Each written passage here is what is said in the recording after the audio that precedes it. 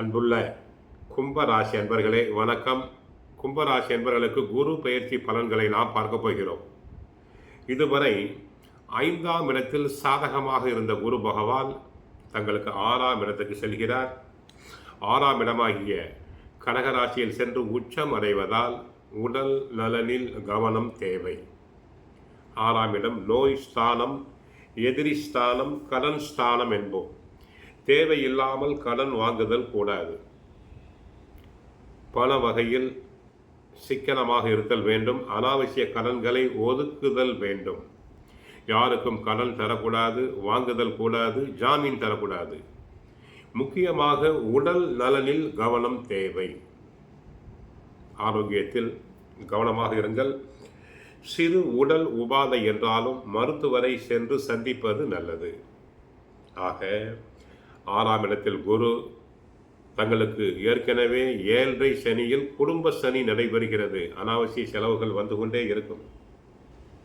தொழில்துறை அன்பர்கள் வியாபாரிகளுக்கு ஏதாவது ஒரு வகையில் செலவுகள் வந்து கொண்டே இருக்கும். பார்ட்னர்ஸ்களுக்குள் பிரச்சனைகள் வரும், கருத்து மோதல்கள் வரும். தரகு கமிஷன் ஏஜென்சி தொழிலில் ஈடுபடும் அன்பர்கள் கவனமாக இருத்தல் வேண்டும். இல்லாவிட்டால் நஷ்டம் வர வாய்ப்பு உண்டு.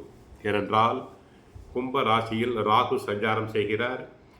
7ஆம் இடத்தில் கேது. கணவன் மனைவி ஒற்றுமை தேவை.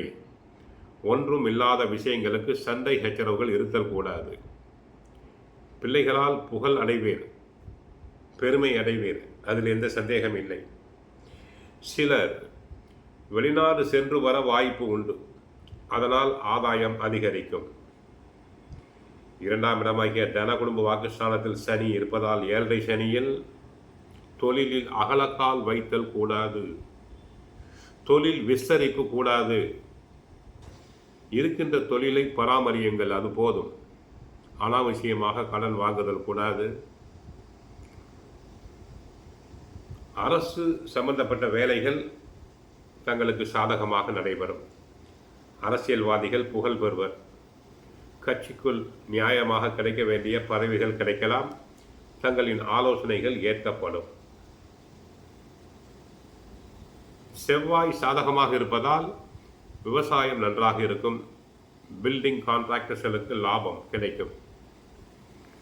என்றைக்கோ வாங்கி போட்ட இடத்தினை நல்ல விலைக்கு விற்பீர்கள்.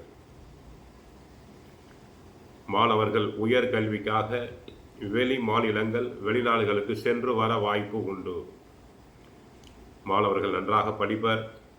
போட்டித் தேர்வுகளில் கலந்து கொண்டு அரசு உத்தியோகத்தினை பெறலாம். வேலை இழந்தோருக்கு நல்ல வகையில் வேலை கிடைக்கும். சிலருக்கு புது ஒப்பந்தங்கள், கான்ட்ராக்ட்ஸ் அனைத்தும் கிடைக்கலாம். எப்படியோ கடன் வாங்க வேண்டாம். 6ஆம் இடத்தில் குரு இருப்பது உடல் நல குறைபாடு உண்டு. கடகராசியிலேயே அவர் உச்சம் அடைவதால் சிலருக்கு சுகர் வரலாம், சர்க்கரை நோய் வரலாம். நன்றாக உடல் நலனை செக்கப் செய்து கொள்ளுங்கள். குடும்பத்தில் அமைதியாக இருங்கள். கணவன் மனைவி ஒருவரை ஒருவர் விட்டு கொடுத்து செல்லுதல் வேண்டும். சிலருக்கு அறுவை சிகிச்சை நடைபெறலாம். கோவிலுக்கு சென்றால் ஜென்ம ராசியில் ராகு இருப்பதால் துர்க்கைக்கு விளக்கேற்றுங்கள். 7ஆம் இடத்தில் கேது இருப்பதால் விநாயகருக்கு தீபம் ஏற்றுங்கள். 2இல் சனி, ஆஞ்சநேயரை வழிபடுங்கள். தற்போது குருவும் பாதிப்பாக வந்திருப்பதால் வியாழக்கிழமைகளில் குருவுக்கும் தட்சிணாமூர்த்திக்கும் நெய் தீபம் ஏற்றுங்கள். பாபா கோயிலுக்கு சென்று வாருங்கள்.